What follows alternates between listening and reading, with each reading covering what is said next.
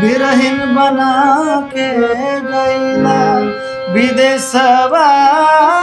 जागल बीते दिनों रतिया सैया, कबो पेठवाला न कोनो सनेसवा।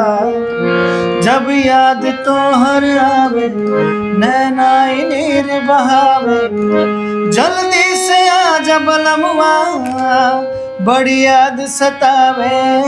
मुहवा सुखाइल रहे होठवा झुराइल रहे, नीक न लागे भोजनवा कुछो न भावे।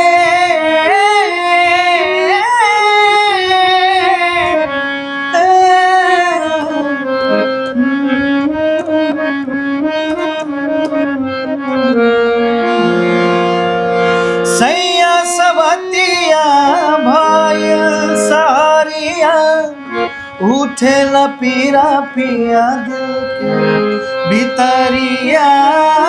सैया सवतिया भाई सारिया, उठे लपीरा पिया दिल के भितरिया।